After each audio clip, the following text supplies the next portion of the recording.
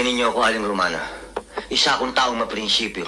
Ang utang ay utang at dapat bayaran. Hayaan niyo pag dumating ang allowance ko, kayong una kong babayaran. Welcome back to my channel.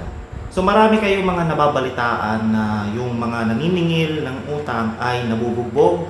And meron pang isang balita na kung saan yung nagpautang ay napatay nung siya ay maniningil. Kapal ng mukha mo! Kapal ng mukha mo!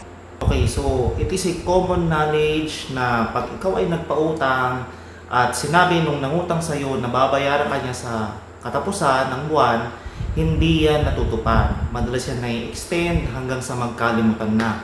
Hanggang sa mahirapan ka na masingil pa siya sa kanyang pagkakautang sa'yo. So in this episode, bibigyan lang kita ng mga ideas tungkol sa mga common ways para makasiguro na makakasingil ka doon sa nangutang sa'yo. Just a reminder, this video, itong vlog ko is just for educational purposes only. So kung meron kang actual case, you just engage a lawyer na malapit na rin sa tinitirahan mo. But if meron kayong gustong i-clarify lang, you just leave a comment below.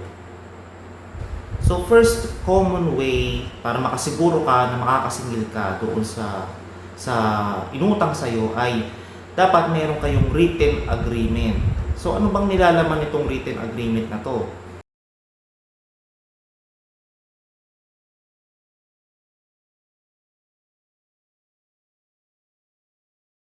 So syempre nandyan yung date. Okay, date ng pagkakautang, yung amount, yung interest, and kung hulugan yan, ilagay din yan sa kontrata kung kailan yung bayad, halimbawa kinsenas katapusan.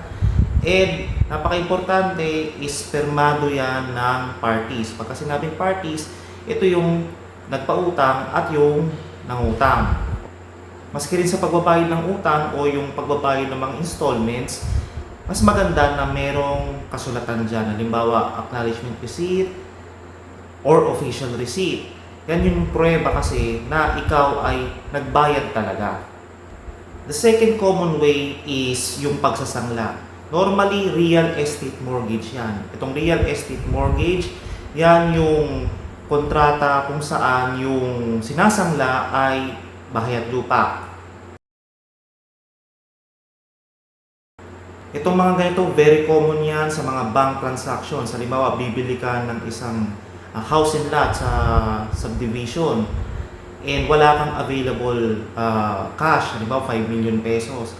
Ang gagawin mo ngayon, maghuhulog ka lang, magda-down payment ka lang doon sa developer, then yung remaining, halimbawa yung 80% remaining, i-loan mo na lang yan sa bank. I-apply ka na lang ng loan.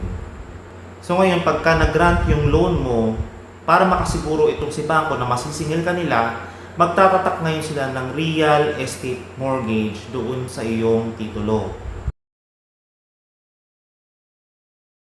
So sa mga ganyang mga usapin, kung complicated and kailangan ng mas malawak na discussion, you just engage a lawyer near you para mas magabayan kayo kasi kailangan yan, binabasa nyo rin yung nilalaman ng kontrata and yung other attachments.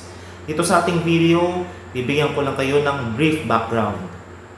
So just an idea, ano ba ang laman or yung usual na laman ng real estate mortgage contract. So ang laman yan, syempre, dapat may reference yan kung ano ba yung sinisecure na kontrata. Halimbawa, contract of loan. So dapat may reference yan, si real estate mortgage contract, may reference yan doon sa promissory note. Halimbawa, reference number 12345. Nakasad din dyan yung title number ng lupa na isinangla. And ito yung pinaka-importante is yung pirma ng mga parties. Halimbawa, itong nangutang, yung nagpautang, and kung yung titulo ng lupa ay nakapangalan sa third party or sa ibang tao at hindi doon sa nangutang, ang tawag sa kanya ay mortgagor, kailangan din siya ay nakapirma. Basta ang pinaka-importante dyan is yung consent ng mga parties.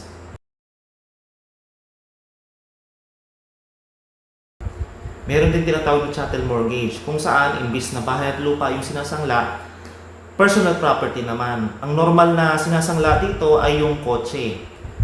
So pagka sinangla mo yung kotse mo, magkakaroon ng tatak itong Certificate of Registration. Nakalagay dyan, encumbered to, yon, yung mga ganon. So, may mga kontrata din dyan na kailangang i-execute. So, pagdating sa mga ganyan, ang lagi kong sinasabi, you just engage the services of a lawyer near you para mas lalo kayong magabayan. So, ang tanong nyo ngayon, paano masisiguro nito mga mortgages na to na makakasingil ka nga talaga ng utang?